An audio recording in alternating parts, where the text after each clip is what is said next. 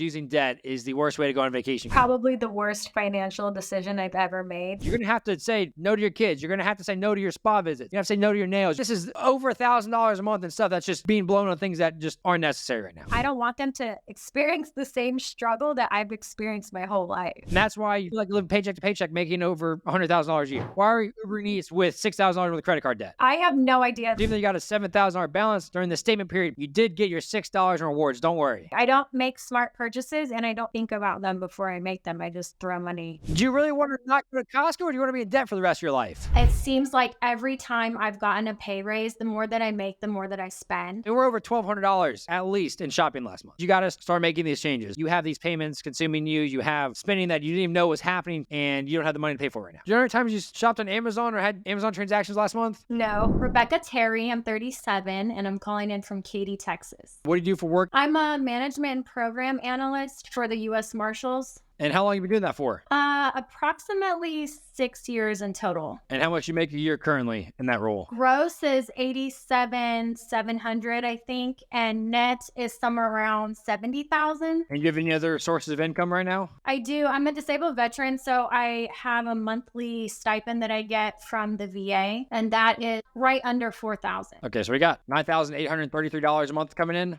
More or less, that's the right amount. Yep. Okay. And how long you been in kind of working for the Marshals right now? In total, 6 years. In this position, about 4. I worked for them in Tallahassee at a lower level. And what did you do prior to this 6 years ago?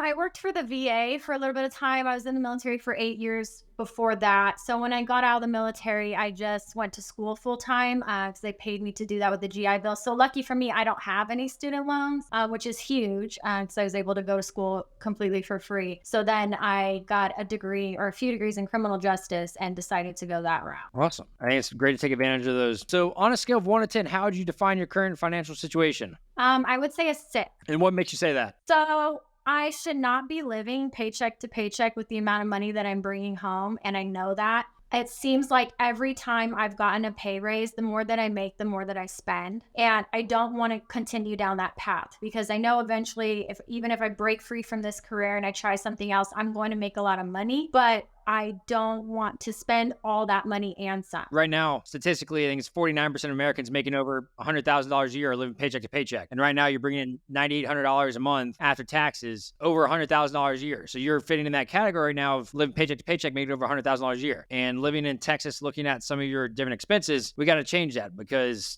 you shouldn't be living paycheck to paycheck. You should be getting out of debt and being able to enjoy life and not have monthly payments that are just holding you down. So, right. Well, that's why I started the show, because I want to talk to individuals like you and figure out, you got a great income. We got some bad habits and spending problems that we got to change, obviously. If you're living paycheck to paycheck, if we're carrying balances on cards. And we're going to, by the end of the show, we're going to figure out what is your actionable plan, what things you need to change so that you can get out of this cycle. So on that note, current debts. What different debts do you have right now? Okay, so credit card debt right now is about $5,600. I paid it down a little bit from what I had sent you. Before that, or with that, I just had to get new tires on my car. So I opened a credit card with Discount Tire and I owe a $700 balance at this point. And then I have a car loan. So that would be all of my debts. And then my home, of course. Okay, so Discount Tire, they got you the good old open up a credit card with us. What's the interest rate on that? Or is it a 0% introduction? It's 0. That's why I did it. So I could get 5% off and then the 0% interest. And I was planning on paying off not in the 9 months they gave me, but like in 3 months. Definitely want to pay it off as quickly as possible. I'm personally not a fan of 0% interest rate credit cards because, I mean, right now in America, we got $1 trillion worth of credit card debt. And I can promise you, same with your instance on your current credit card, when you open a credit card, you never had the intent of carrying a balance. And life happens, things happen. And if you kind of give into those 0% interest rate credit cards, guess what? Another emergency is going to probably come up in the next few months. Or something unexpected, an unexpected trip that you want to go on, or something in your house is going to break. And if you kind of get in that cycle of being on 0% introductory credit cards, it's eventually going to catch up to you. Something's going to break, something's going to happen. And that's why I'm just a fan of trying to avoid those completely, because why credit cards companies make so much money, because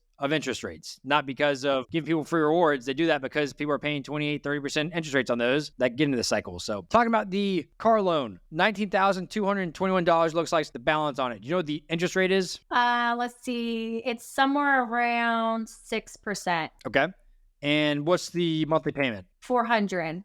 Okay. And then your mortgage, I see it sounds like a balance of $310,000. What's the interest rate on that? I got a pretty good rate. So I think I'm at 3.25. Okay. Nice. And your mortgage payment looks like 2,275 a month. And it's actually going to go down significantly in the next couple of months. I won't be paying the taxes because of my VA disability rating. So I'm waiting on my surplus of escrow to come in as well. And that's what I was going to use to pay off my credit card debt. So Okay. And that will save you probably what, $400, $500 a month? about $650.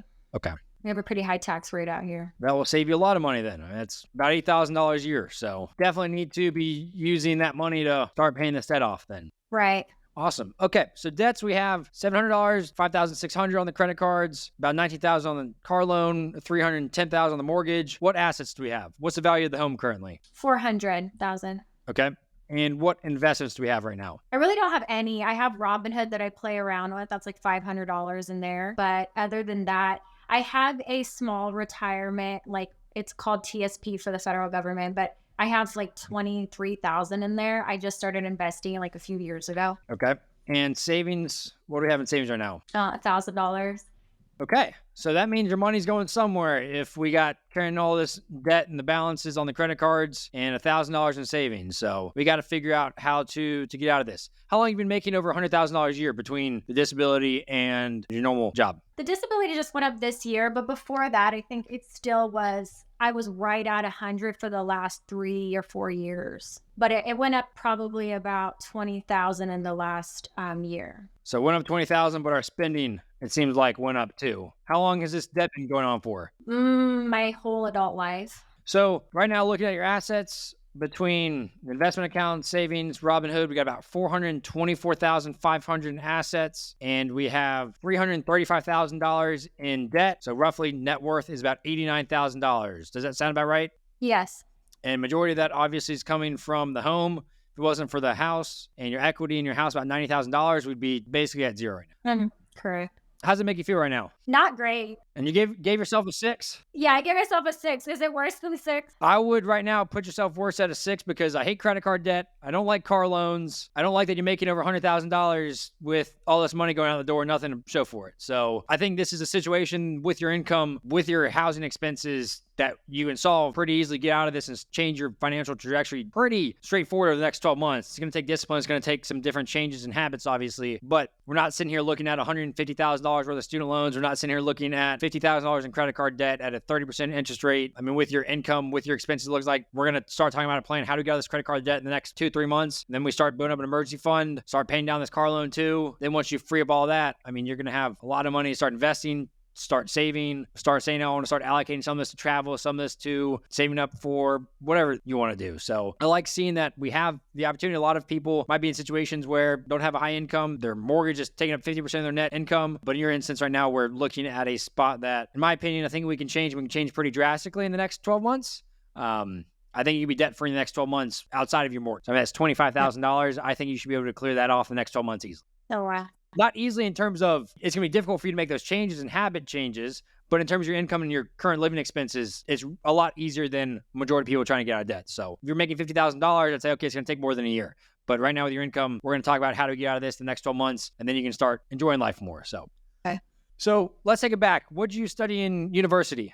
Criminal justice. And what are your kind of future career goals? So that's the other piece of the puzzle. I'm trying to get out of this particular job. I want to do something different. The work environment, I don't want to use the term toxic, but my mental health is more important right now than the actual money that I'm making. So I'm looking to make a huge transition within the next probably 3 months and possibly take a big pay cut. I'm trying to look into professor of criminal justice jobs at like online colleges so I have more flexibility. I've also been exploring like remote positions for just like a variety of different things. I don't know what I want to be when I grow up right now. And so I'm having this midlife crisis. And I just know that what I'm doing right now is not fulfilling me. And I need to be doing something that makes me feel like I'm making a difference. And I get that. You want to figure out what makes you happy, what gives you fulfillment. And I think figuring that out will help bring more peace and joy, but also figuring out something that you have to take care of yourself mentally, 100%. And I think figuring out, and I mean, even with your current debts, there is still wiggle room for a pay decrease and still being able to get out of this debt hole pretty quickly. So I can't go make $10,000, but can you take a pay cut from making 87 right now to 70,000 or 75,000, I think you could, and you could still manage to get out of this in the next 12 months. So growing up, what was your childhood like? Where did you grow up? I grew up in Denver, Colorado, the Denver metro area. I had a pretty great childhood. I had both parents. My dad worked full time, a lot of overtime, and my mom stayed home with me and my sisters. She homeschooled us until I was like in 7th grade, and then we started going to school. But my parents ended up splitting up when I was like around 15. And then we also filed bankruptcy. So like we went from having everything to not really having much of anything. And so I never learned good financial habits from either parent. And I still don't believe that they've really 100% gotten it together in that area. And so my sisters and I have had to learn as adults, learning the hard way. And I'm the last one. Like my other 2 sisters have got it down. They're doing great financially. I'm the only one that's kind of like still struggling. Yeah, I think that's one of the issues in America. And again, why I started the show is financial habits aren't taught enough at home, and it leaves people to figuring it out when they're adults. And if you can learn from your parents talk to you about it. Frankly, people were educated more in school than they could talk to their kids about it. But that's the issue right now is a lot of people aren't taught about finances until they get a job. They find themselves in tens of thousands of dollars worth of debt, and they start struggling to get out of it. So they're not going to tell their children about the financial issues they're having, so they can't learn, and they find themselves in the same endless repeating cycle. So sounds like you definitely kind of went through a lot. What do you remember, I guess, about the bankruptcy? Did your parents talk to you much about that while you're going through that in your childhood? No, I just remember my mom buying Herbalife, like $50,000 worth of Herbalife. And then they found out that there was like methamphetamine or something inside of the Herbalife that was illegal. And so it went bankrupt, and that bankrupted us. My mom was always trying to find like side hustles and like quick money, but it never really like paid off in the long run. And then she was also the one that I always saw buying us whatever we wanted, even if we couldn't afford it. So she would give us credit cards to go into the store and say, if this one doesn't work, use this one. If this one doesn't work, as a kid. So I thought, okay, we can just use a credit card if we don't have money for it, but it doesn't obviously work out. Yeah, it doesn't work that way because credit card companies want their money at the end of the day. And if you're not paying it, then you're going to be charging out the wazoo with interest rates. And then they're going to send you to collections, and the collection agencies are going to be chasing you after that. That's another issue too with TikTok, with social media, is all these get rich quick schemes have even kind of blown up even more in the last few years. And I mean, obviously in the last decades, there's been tons of these happening. I mean, MLMs have always been a thing. There's always been kind of the next get rich quick thing. But now with social media, it's even more transparent that a lot of people are getting sucked into these, how do I make money very quickly? Making money, building wealth is kind of like the tortoise and the hare. And if you try to get rich really quickly, then something's going to happen along the way. And those that build wealth slowly typically maintain that wealth longer. They build more wealth versus if you're trying to find the quickest solution to build wealth, make money, then you're going to find yourself doing things that are way too high risk, that have a lot of downside, or instances of like lottery winners, they get rich really quickly. And I forget what the statistic is, but for a lot of lottery winners go bankrupt. A lot of professionals, athletes, they go from college kids to making millions of dollars a year.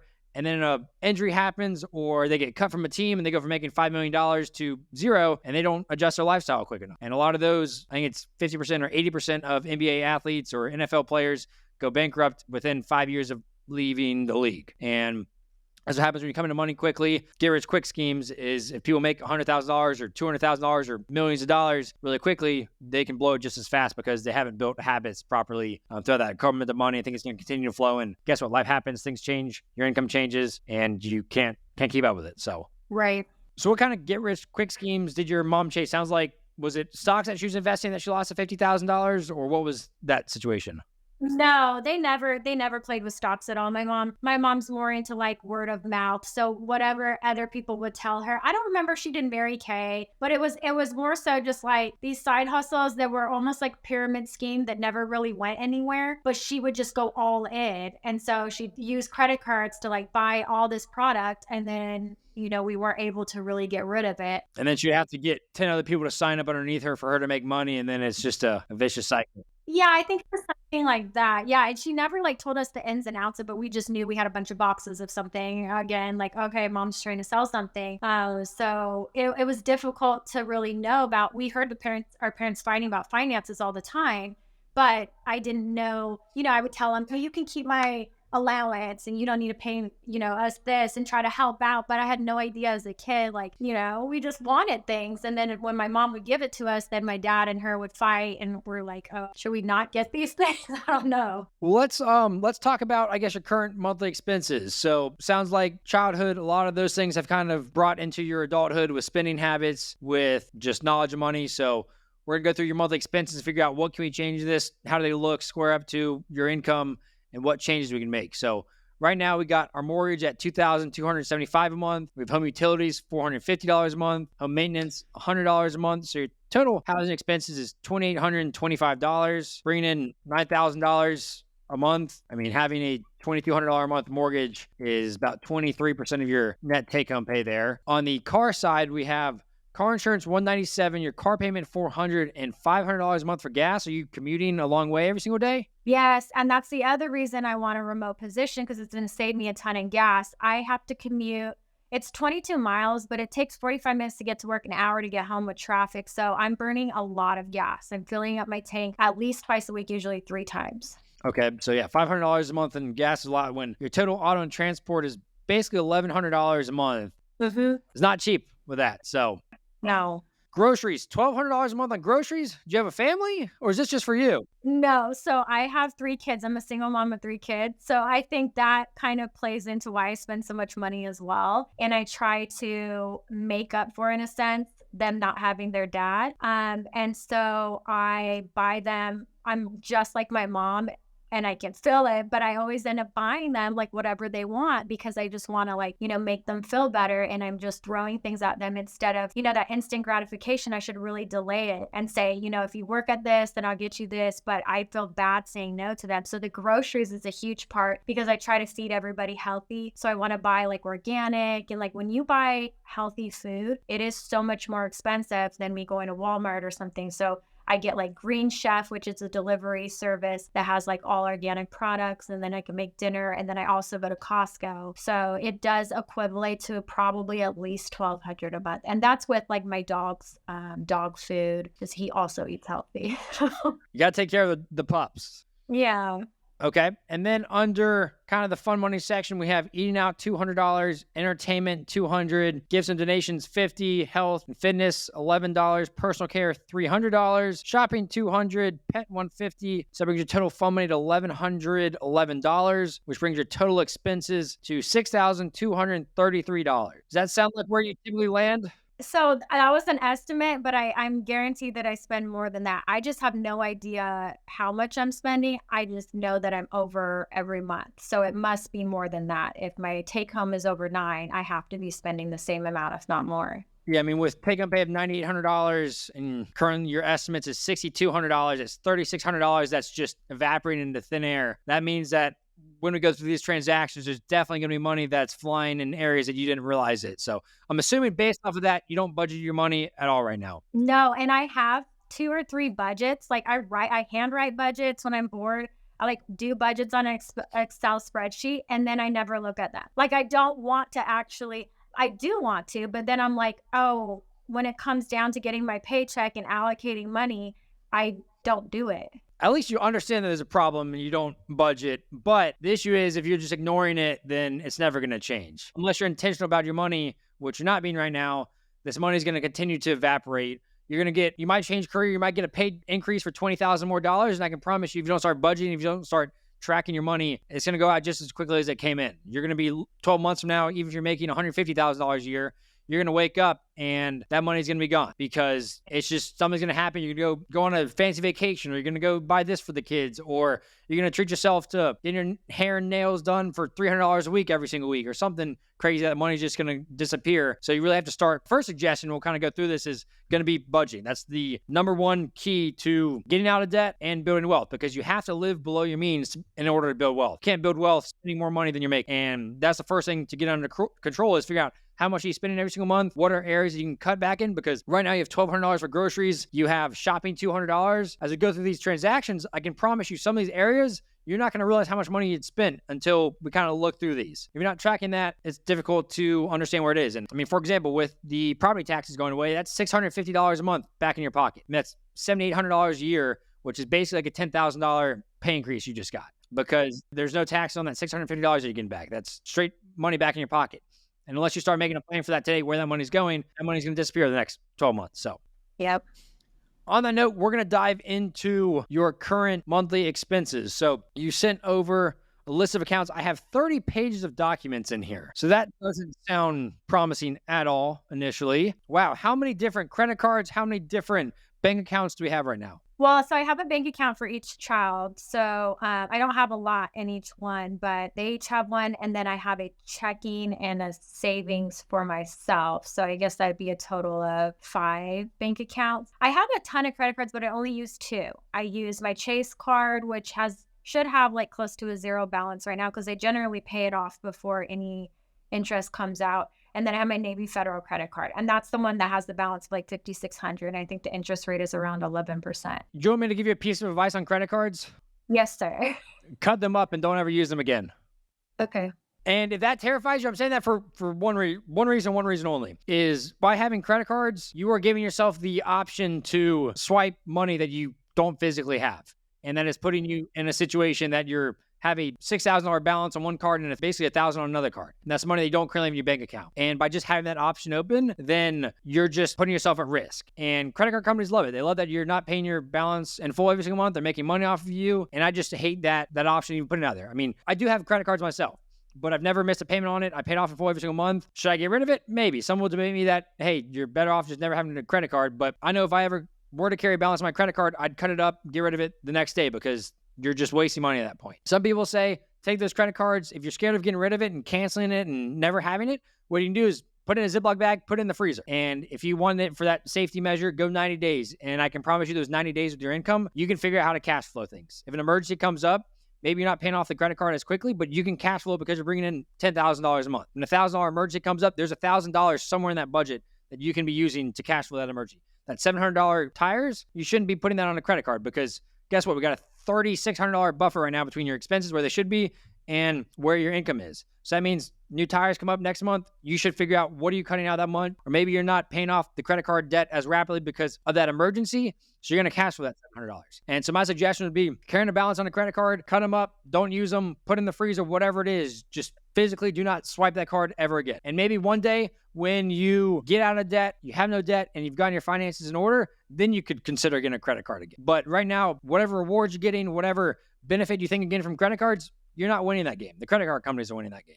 Right. People you see on Instagram or TikTok traveling the world because of their credit card points, you're paying for that because you're paying 11% interest on those credit cards, or people are paying 30% interest rates on those credit cards. So my suggestion is get rid of it. Don't use it. Put in the freezer, whatever it takes, whether it's cutting it up, put in the freezer to not spend money on it again. Do that. And I can promise you over the next 90 days, you will start looking at your bank account every single day because guess what? You're going to have to when you're swiping your debit card. And you're going to have to be intentional where your money's going, what's happening to it, because you can't physically swipe that and think, oh, I can pay that off in 45 days or 30 days, whatever your timeline is of your credit card statement. And it's going to make you start thinking about your finances more, being a lot more mindful of how much you're spending, and help us speed this process up. So I think that's probably the best advice I've had. So I know that's what I need to do because I really don't look at how much something costs if I have the credit card. But like you said, if it's my debit, which I never use, I always use the credit card, I'm going to obviously look at the price. So you'll be a lot more mindful and cognizant of what's happening there. Have you heard of Dave Ramsey before? Yes. Yeah. So Dave Ramsey, he's complete anti-credit cards, and 99% probably of Americans probably use credit cards incorrect. I don't even know if I use credit cards correctly. I know I have never carried a balance on it, but do I spend more money on my credit card than I would if I had a debit card? Statistically, I probably do spend more money on it if I had to guess. So I would say I'm a above average credit card user because I've never carried a balance, never paid interest, but I'm not carrying a balance on it. I mean, I have canceled credit cards recently because annual renewal came up fee, and I was like, I'm not actually getting benefits from this credit card by paying $100 or $200 from this credit card, or $500. I had a platinum card, and I'm like, okay, there's no point in having this credit card because I'm not getting the value out of it. The credit card companies are winning this. If I'm paying a $500 annual fee or $100 annual fee, it's not even worth it unless I spend X amount of money, which I'm not going to do. So I've gotten rid of 2 credit cards recently. I'm not winning. The credit card companies are winning. So you got to really figure out how to minimize where your money's going. And right now, if you're paying 11% interest rate to these credit card companies, they're definitely winning with that. So, okay.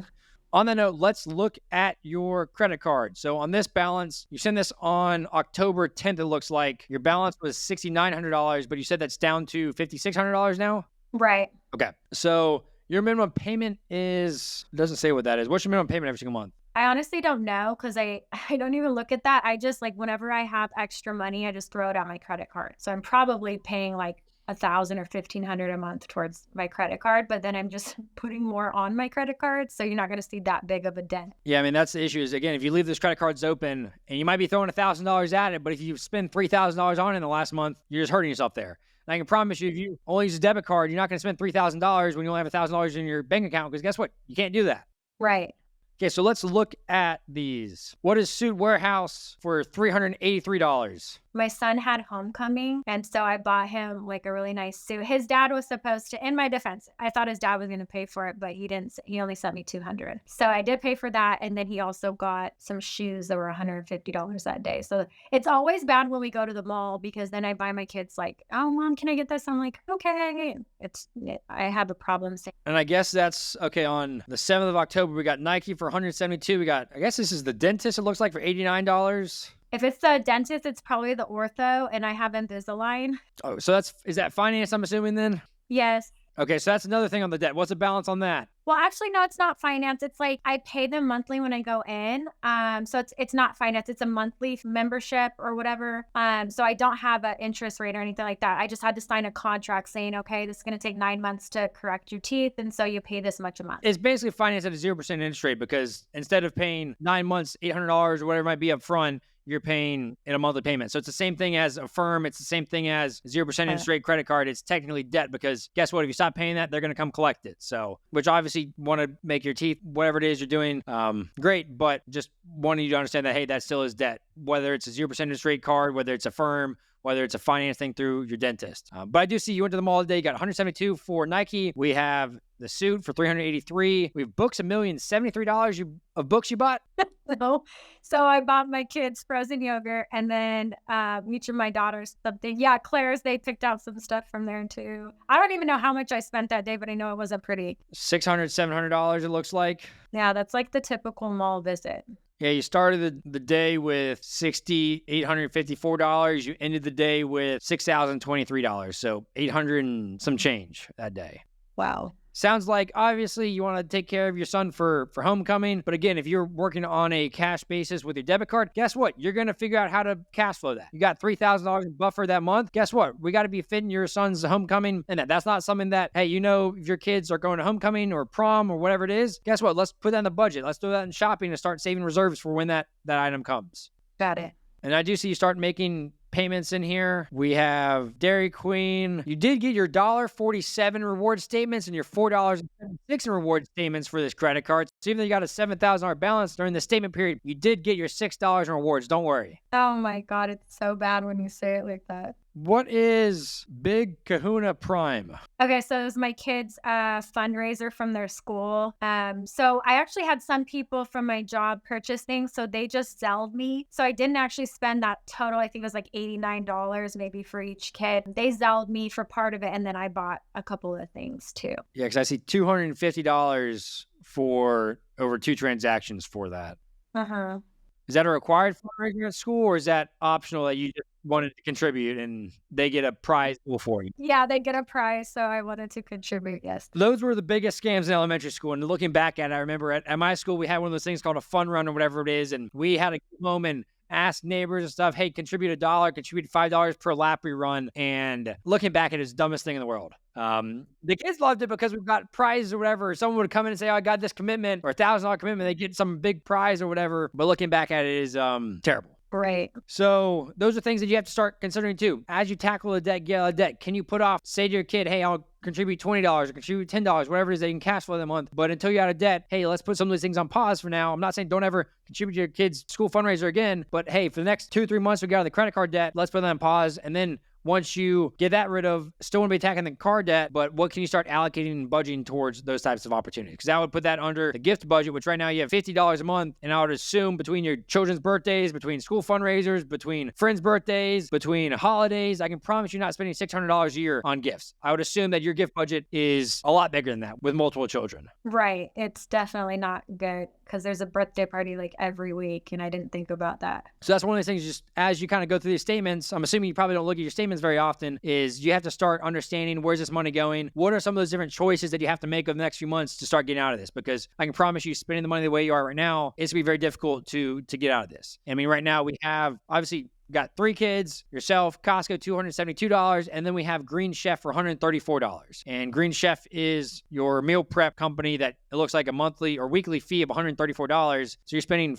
$400+ on food between Costco and that every single week. Can you forego the Green Chef and cut that from $134 down to $50 a week if you replace those meal items from shopping at grocery store? And again, those are some things that you have to start considering. Where do you want to land? Because between those two, you're spending $1,600 a month on groceries versus in the budget we have $1,400. And that doesn't include the Smoothie Kings that I see, the Chick-fil-A, all the other eating out. So I would assume that you're definitely over that as well. Right. And then we got going to get our nails done for $87 on September 30th. That's a cheap day too, because generally, so I cut back on my nail spending because I went every 2 weeks. I got a mani-pedi, and that was at least $120. So I only get one pedi a month, and then I still have to get my nails done like every 2 weeks. So I think I've cut it down to like 200, maybe 225. I'm working on it, but it's really hard because it's like my nails is the one thing that I'm like, I have to have my nails done. You want me to give you a male's opinion that has absolutely no clue about nails? Order nail polish on Amazon or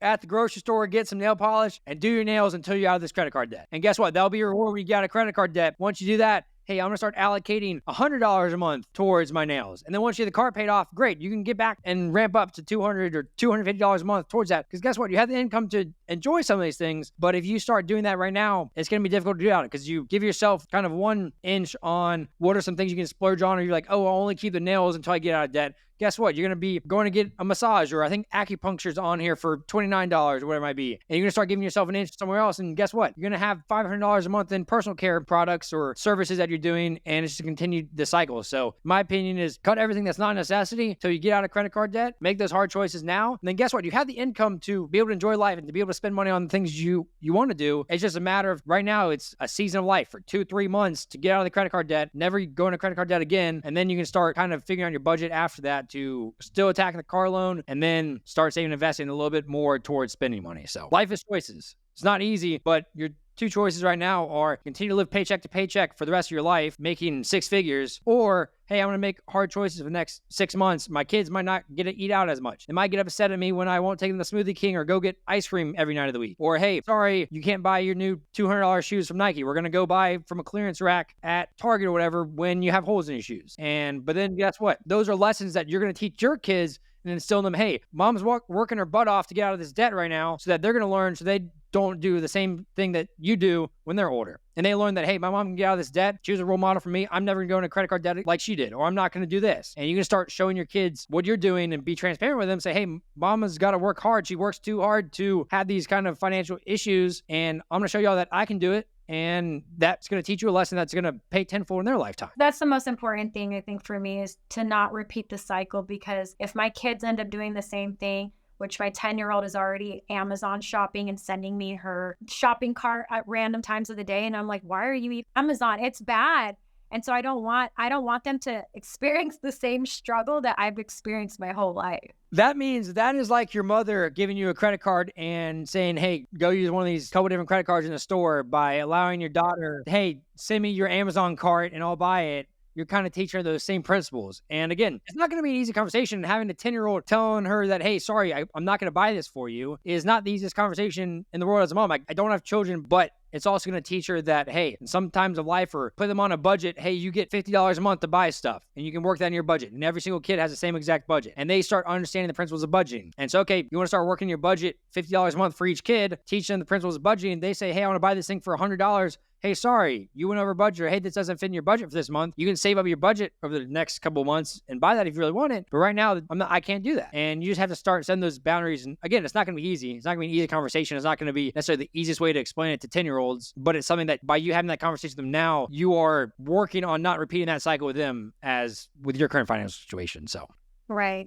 And then we got, let's see, ClassPass. You don't use ClassPass because you missed a class, so you had to pay $12. I know. Well, I just canceled ClassPass right after that month because I wasn't using it as much. Like my time is I don't have a lot of time. And so I was realizing that when I was booking these ClassPass schedules, like if something else came up, I wasn't able to make it. I was getting these fees. So I just decided to do my gym, which is $11 a month. So I canceled the ClassPass as much as I loved it.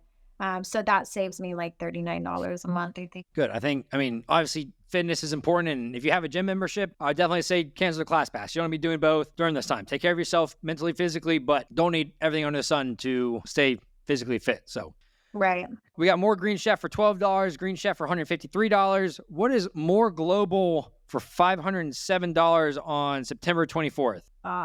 Probably the worst financial decision I've ever made. So I was following this podcast and I was obsessed with the podcast. So I went to the event last year in March, and they got me at a very vulnerable time. And their sales tactic was, if you join the tribe, which is basically like their inner circle of people, we can help you become, accomplish all your dreams. We're going to be your backup, we're your support system. And I felt like I needed someone to push me because they really don't have a good support system out here. I'm by myself in Texas. And so they're like, don't think about how much money it costs, put it on your credit card. And they literally said this. And so I just signed up and signed the contract, knowing I didn't have an extra $507 a month that I could really throw at this. That's a month? Yes. So you've paid $6,000 to this over the last year. Correct. And I didn't think that it was at all like what it was going to be. So it's really a bunch of Zoom sessions that they send you, like live Zoom sessions, but they're during the middle of the day. So I haven't even been able to access any of these, which I could go back later. But by the time I get home from work, I'm mentally exhausted. I'm not trying to learn something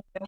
You got 3 kids. You're not doing that. Right. And so I've contacted them. I had medical issues earlier in the year and I had a gallbladder surgery. So I contacted them, say, can I please get out of this contract? I know I signed a contract, but I'm a single mom. Like I made a poor decision. They lowered it $100. So then I just reached out to them recently, I think a couple of weeks ago, and said, I'm about to transition. I'm going to be quitting my job soon and finding something else where I'm probably going to take a significant pay increase. Can you please help me? And they lowered it one more 100. So at this point, I think I'm supposed to be paying, actually it might be $397 a month. Yeah. When does this end? February's the last day, February 24th, because I made sure to confirm that because I'm like, I will never again make a spontaneous decision like that. I just meditated. There's absolutely no way at all to get out of this. I've tried twice, but I've read the contract and I don't want them to sue me. And I don't know what lengths they'll go to if I do end up breaking it and just stop paying it, which is unfortunate because it's supposed to be all about helping you become a better version of yourself financially.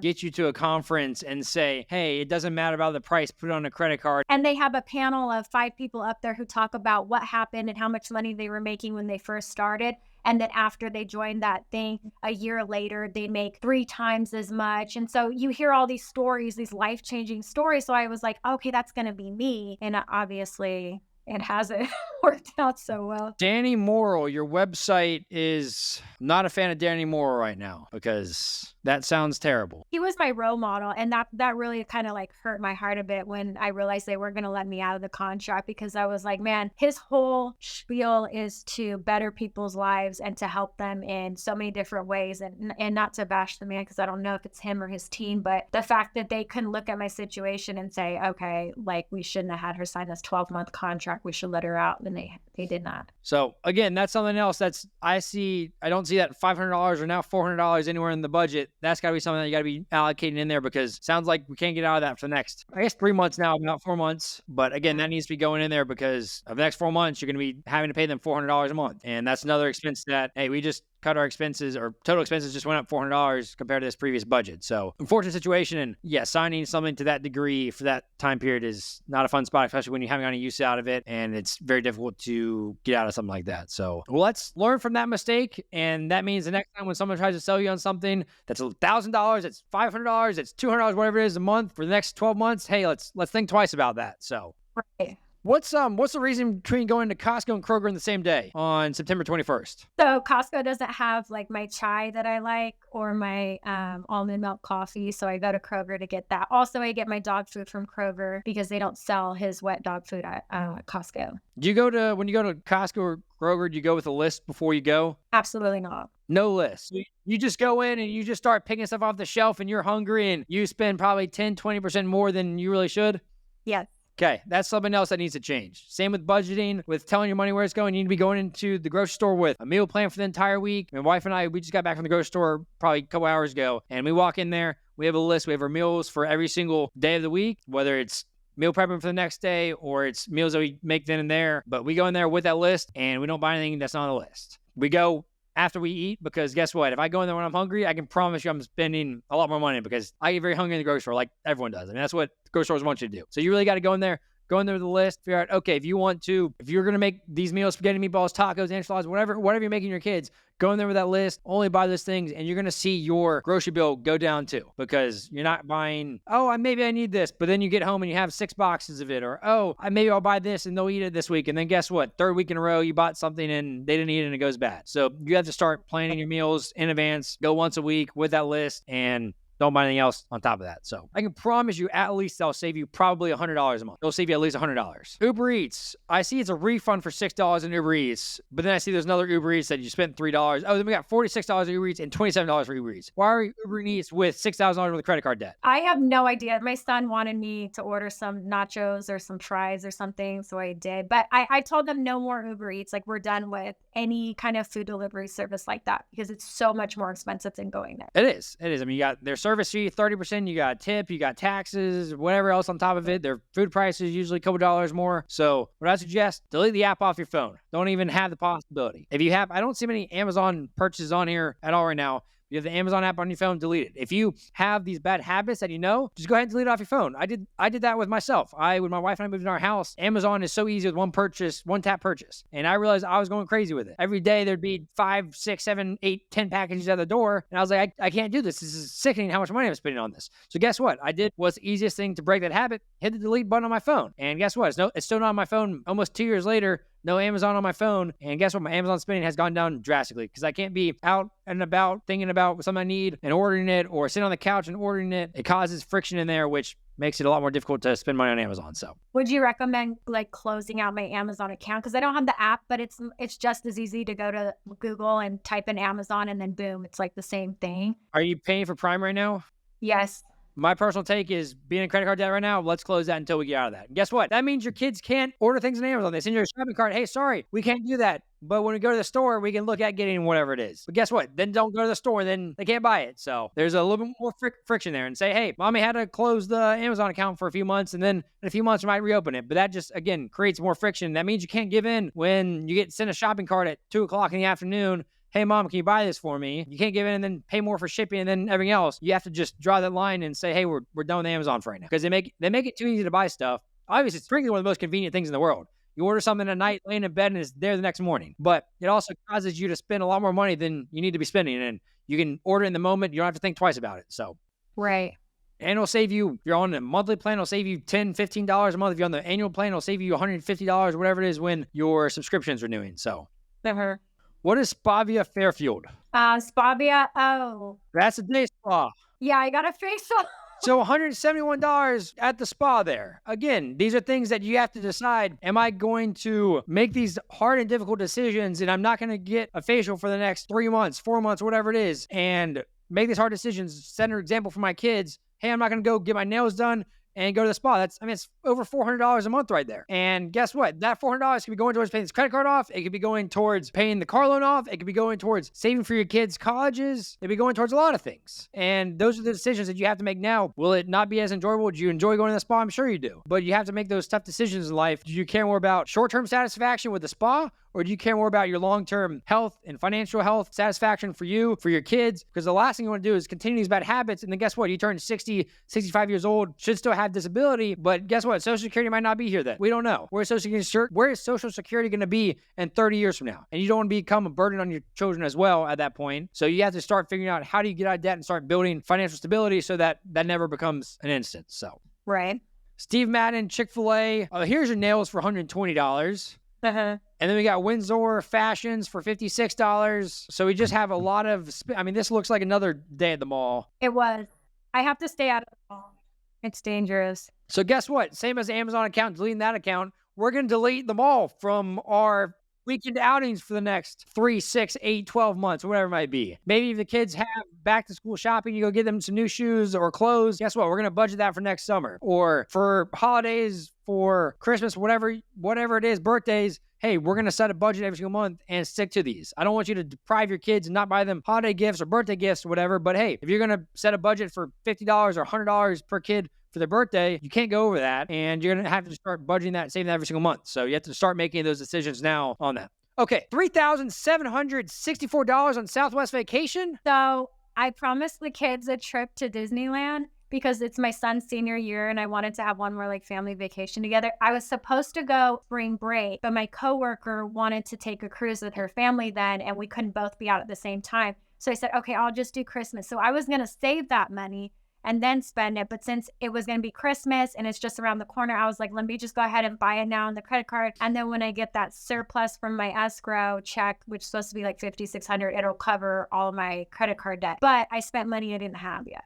So that vacation is not just costing you $3,764. That is costing you even more because you're carrying a balance on your credit card with that. That's just going on vacation, using credit cards, using debt is the worst way to go on vacation. Because guess what? You're going to be on that vacation and your kids might not see it. They might not understand that, hey, mom's stressed because guess what? Credit card bills due and we're on this $4,000 vacation right now and you don't have the money to pay for it right now. So that means, when is that vacation? It's December 22nd. Okay, so that means that is exactly 2 months from today. Today is October 22nd. That means we have 2 months to get after it, paying off this credit card debt, because I don't want you walking into Disney World, whatever, on that day with a $6,000 credit card balance. And with your income, that is 2 months that you can get out of that. With $3,200 a month in cash flow that you should have every single month, you should be able to pay off that entire credit card balance in the next 2 months. It's not going to be easy. You're going to have to say no to your kids. You're going to have to say no to your spa visits. You have to say no to your nails. You have to say no to shopping sprees, whatever it is. But I do not want you going in to that vacation with credit card debt. Okay. Do you think you can do that over the next 2 months? I do. I think you can do it too. I'm going to put that on here and I'm going to check in with you and send you an email in December and say, hey, where are we tracking for this vacation? I appreciate that.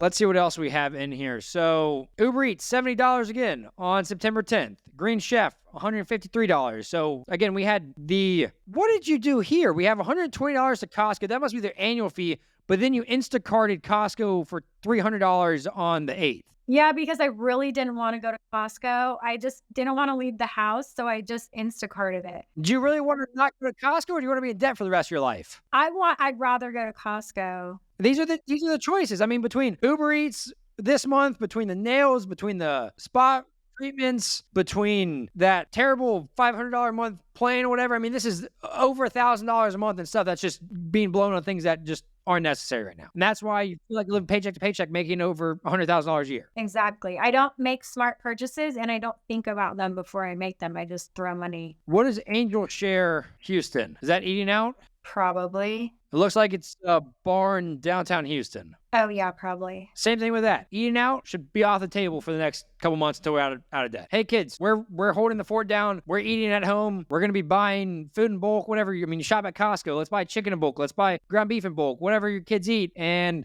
we're gonna do it. Yes, you're going to be tired when you come home from work. You might be tired in the mornings, whatever it is. But I can promise you'll feel a lot better when you get the credit card debt torn away than that cheeseburger or Uber Eats order or nachos order that you're overpaying for, and that's just kind of setting you further behind. Okay. And then we have, what is this? Okay, this is another credit card. Okay, so this is where the Amazon purchases are. Yes, they are there. Holy Moses. That's pretty much all I use that Chase card for the most part, is my Amazon purchases. Okay, yeah, I see Amazon. I mean, they're $10, $13. Do you know how many times you shopped on Amazon or had Amazon transactions last month? No. Take a guess. Maybe like 20. Close. It looks like about 25. Yeah, a lot of them are only $20 transactions, $15. But I mean, 25 transactions at $25 to $40 each. I mean, you're over $600 right there. And guess what? In our shopping budget, you put $200. So we have $600 at least in Amazon. We have the homecoming stuff. We have Claire's, whatever else you bought them all. I mean, we're over $1,200 at least in shopping last month. Wow. So you're wondering where that $3,000 is going that we're expecting right now? It's going to shopping. It's going towards groceries. It's going towards that meal prep service. It's going to Uber Eats. And it's going to Starbucks on here. We got DoorDash on here for sushi, $58. Oh, God. That was my son really wanted some sushi. They have expensive taste, too. I understand that. I mean, we got kids want stuff, they want food, and it's difficult to tell them. I have to just make sure you kind of start setting that precedent with them that, hey, and you can explain that to them. How old are they? You got a 10-year-old, you got one, and sounds like 17 years old. Yeah, 6, 10, and 17. Okay, so like the 17-year-old too, especially, and the 10-year-old, it's gonna be a little bit easier to teach them more about finances and money, but bring them along part of this journey. Have them be your cheerleaders during this. Say, hey, mommy's gonna be making drastic changes because she wants to set herself up for success. You've been seeing your parents struggle, you've seen this, and you want to change your family tree, so you can start bringing, especially 17-year-old, hey, this is what I'm doing and changing. And these are the things I'm learning so that, hey, they can start learning too, and they don't make the same mistakes. And they don't go up a credit card when they're in college and start swiping away, maxing it out, and not understand the repercussions of that. But I mean, these Amazons, I mean, I see one for $220, so over $600. So we got Chick-fil-A, so we're eating out on here. Starbucks a couple of times. Another Amazon for $115. So again, those are just things that you have to. Frankly, when you said should I cancel Amazon, I didn't see many transactions with the other accounts. I was like, oh, I mean, you can cancel it; it will save you some money. I didn't realize we had an account that was spending at least $600, $700, $800 a month on Amazon. So yes, 100% will cancel that Amazon account, because I can promise you, maybe some of those are laundry detergent or paper towels. I don't know, but if you cancel that account, I can promise you're not going to spend that same $600 this next month. And I can promise you, your daughter who's 10 years old hopefully will not go get in the car and drive herself to the store to buy those things. Yeah, no. So it's going to cause friction. It's going to cause, in terms of the ability and ease to order on a lot of these sites. So that means we have to be making drastic changes to this budget, because right now, coming into this, monthly expenses were projected to be about $6,200, and making $9,800 a month, there is plenty of room for margin with that. Right now, we're sitting at $6,600, but that's before I moved shopping to $1,200. Personal care is not $300; it was like $400 some last month. So put it at $450. Gifts and donations, you're at $250 or so for that month. Eating out was definitely more than $200. It's probably $400 to $500. I mean, that's how you go from $6,200 projected to you're spending every single dime you're making right now. Right. And so that means you got to start making these changes. So I mean, looking through your bank account, it looks like everything you do is putting on these credit cards right now. I don't see anything on here. And then these kids' accounts, those are just their accounts that you transfer money to them, or is that saving for certain situations, or what are those for right now? Yeah, it's just a savings account for each of them that I want to give them, when they move out of the house. But I definitely want to add more to that. But that's the issue too, is that because I'm spending so much, I'm not putting very much into savings at all. Yeah, I mean, it's impossible, because the last thing you need to do and worry about right now is how do I save as much money as possible for my kids? Because if you don't take care of yourself first, it's going to come back to bite you, because they're going to have to be taking care of you later in life if you don't take care of yourself first and foremost. It's kind of like the airplane analogy. You got to put your mask on, oxygen mask on first before you can help others. And if you start trying to say, how do I start saving for my kids? And you have $23,000 in retirement right now, and we got $30,000 in consumer debt, then you're just putting yourself very far behind if you don't change that. And then once you start setting yourself up for success, okay, how can I start saving for my kids? How do I start doing that? Then you can start thinking about them a little bit more there. Okay. But then we do have this is all actually just, it looks like credit card payments and stuff in your bank account. We do have some debit card purchases, Zells on here, but it looks like most of it is just the payments out of that. So are you familiar with the different ways to get out of debt? I've probably heard it before, and I know I read Dave Ramsey's book a long time ago, so I know there's like an envelope cash system and a number of different things. Yeah, so there's two different routes in terms of paying down debt. One's called the debt snowball, one's called the avalanche method. So the debt snowball is you take the smallest debt first, and you're paying minimum payments on everything, but you list them from smallest to largest. And so in your instance, the $700 discount tire is the smallest debt, and you pay the minimum payments on everything, but you throw every single dollar extra that you have towards the smallest debt. So in this instance, $700 discount tire, you would pay the minimum payments on the car loan, the minimum payment on the credit card that has a $6,000 balance, and then the discount tire, you throw $700 at that, because guess what? You have $700 if you tighten down this budget to throw at. So you can pay that off within the first month. Then once you have that paid off, then you don't have minimum payments on that card. You can then start attacking the $5,600 credit card. So you continue to pay the $400 a month car loan, and then every single dollar on top of the minimum for the credit card, you're throwing that. So the $700 you threw month one, you throw that at this other credit card month two. And in your instance, and then you continue that cycle until you get the $5,600 paid off. And then after that, you go after the car loan. And so that's the smallest loan first. You're attacking with all your might. It starts getting momentum. You get the $700 one paid off, start making progress on the $5,600 one, get that paid off. And then once you're done with that, you're going to be so sick of paying these credit cards off that you're going to want to attack that car loan as quickly as possible so you don't have any more monthly payments. And personally, I love that method. Dave Ramsey teaches it because it's very psychological. You start getting that momentum going and rolling down the hill like a snowball, then you become unstoppable.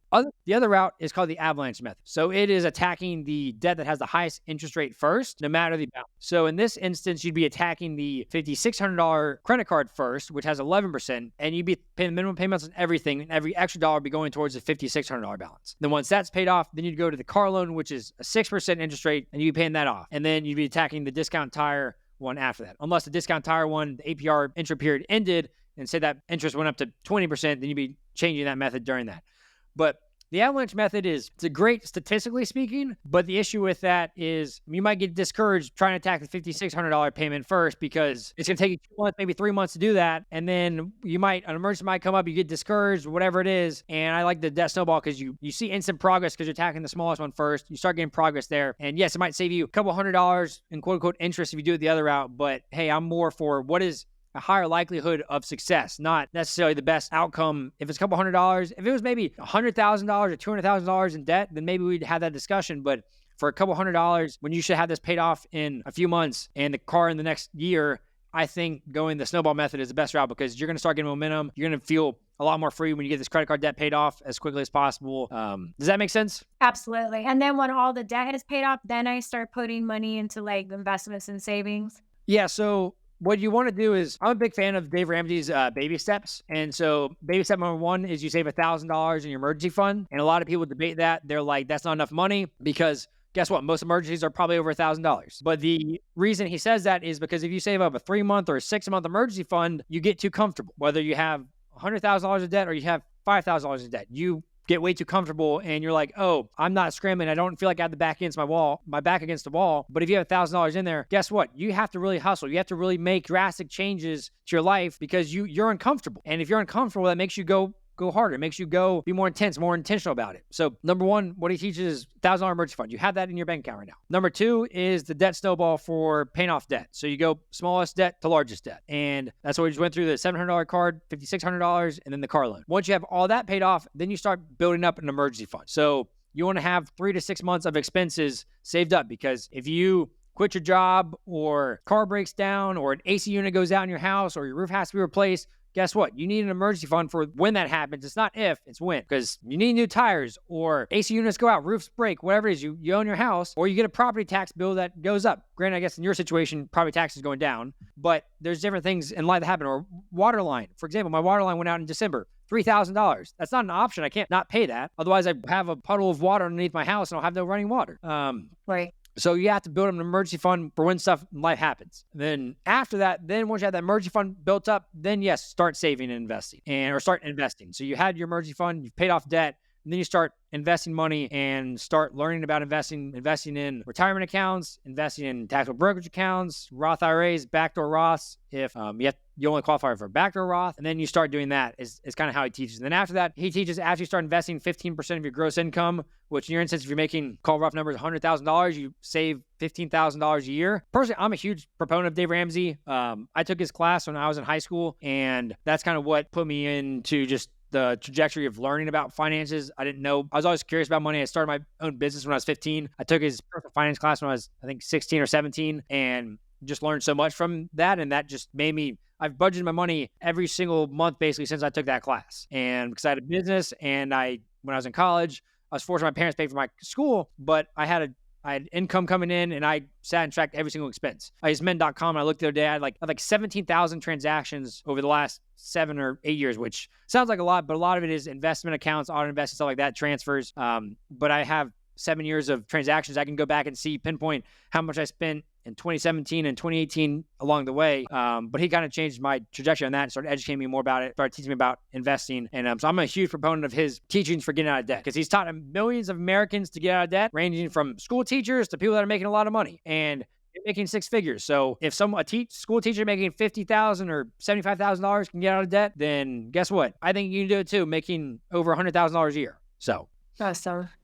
But yeah, that is, I guess, how you pay off debt, how it suggests, and your timeline there. So we have, like I said, between the car loan or the credit cards, the $6,000, like I said, that should be paid off before the vacation. That is December 22nd. That's 2 months. So if you cut your budget down to $6,000, cut it down to the bare bones for the next 3 months, 2 months. Okay. You should have that debt cleared before you go on vacation. Guess what? That vacation will be much more enjoyable when you know it's not on the credit card. I can promise you. And then once that's done, guess what? You're just paying $3,000 a month to getting that credit card debt. Let's keep that going and let's get this car paid off in the next 6 months. Because you're paying a $19,000 balance on that and you're paying $3,000 a month to pay this debt off. You can be debt free of the credit cards and the car loan in the next, we do $3,000 a month in the next 8 to 9 months. And that means summer of next year, guess what? You're debt free. Besides your mortgage, you have your $400 a month back in your car loan. You have no more minimum payments on your credit cards, and you're able to enjoy life more. And of course, if you're going to look at changing jobs, changing trajectories there, then you need to look at, okay, what is my minimum salary that I want to be at? And obviously take care of yourself mentally with that as well. And if it's a better environment, whatever. But what does that do to your course of your debt payoff? And that means it's a better job, but you're going to get paid $10,000 less a year. That means your debt payoff is going to go from 9 months to 12 months. Then do that. That's fine. You have the income as long as you're sticking to your budget to do that, but just understand what's happening there and what's best for you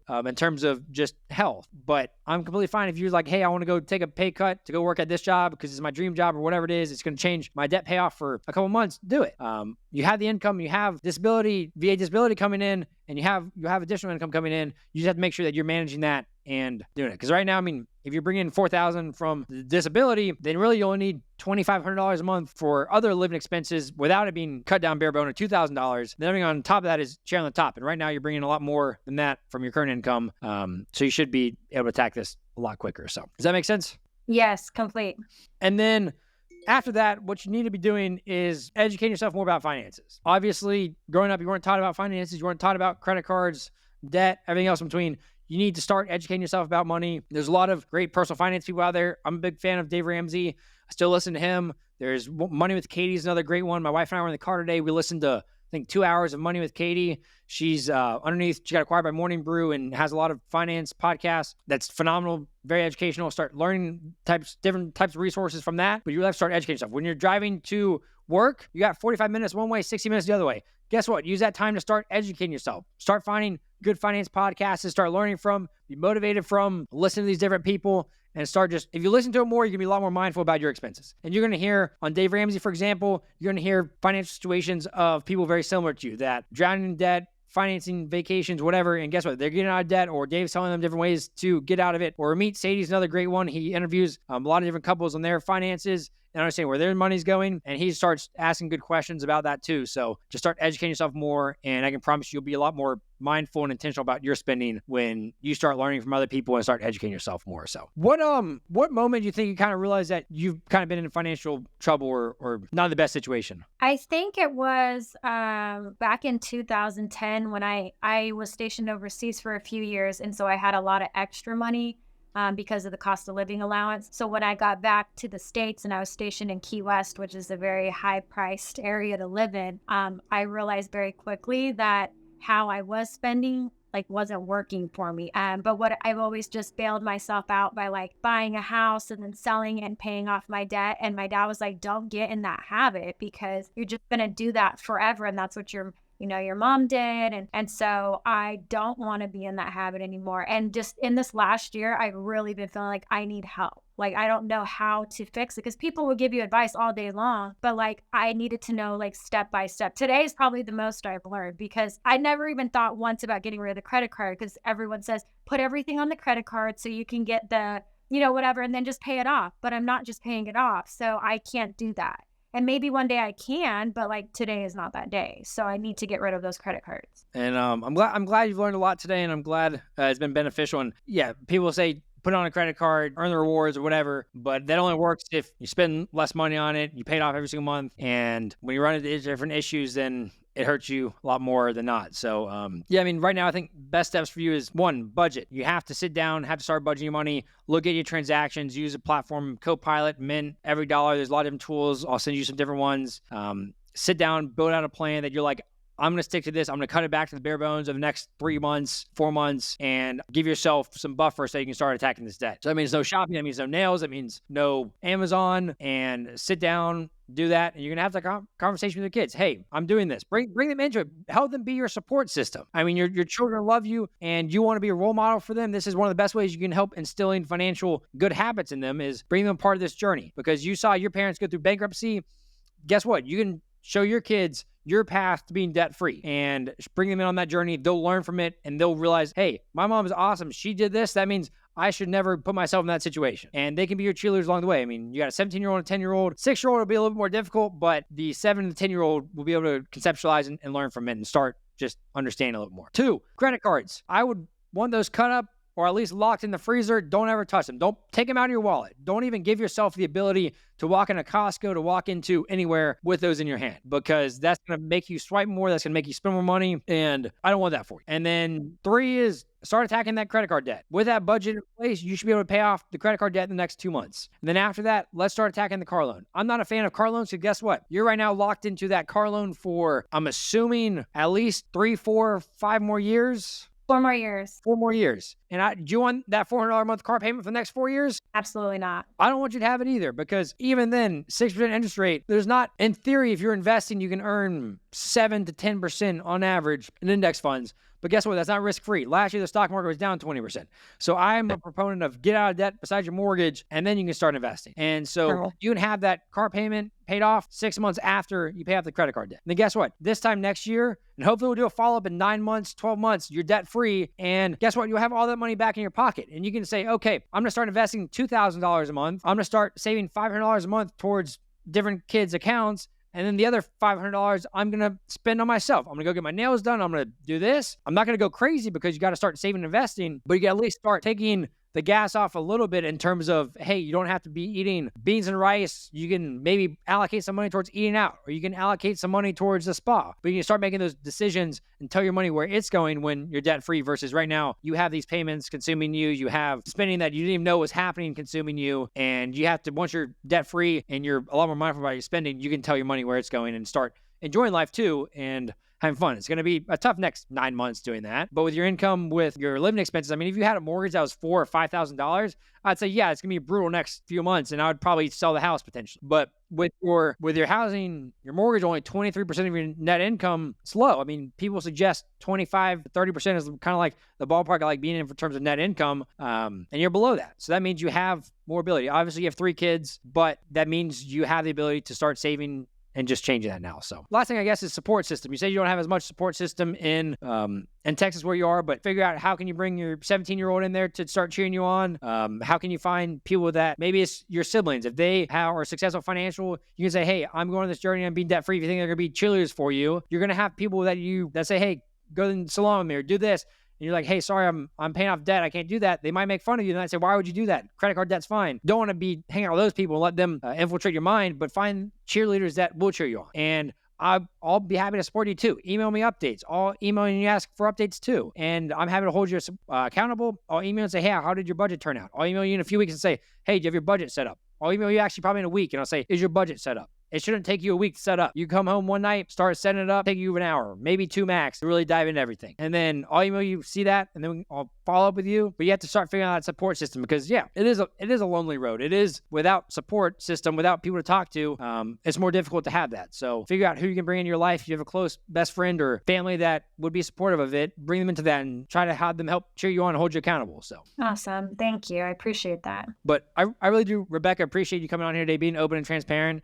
And I know that the next few months will be changes with spending habits, with learning and educating yourself. But I do know that this is going to pay off tenfold in your life. Thank you. I appreciate you. All the advice. I'm going to take it. I'm going to run with it. This is just the push that I needed. So thank you.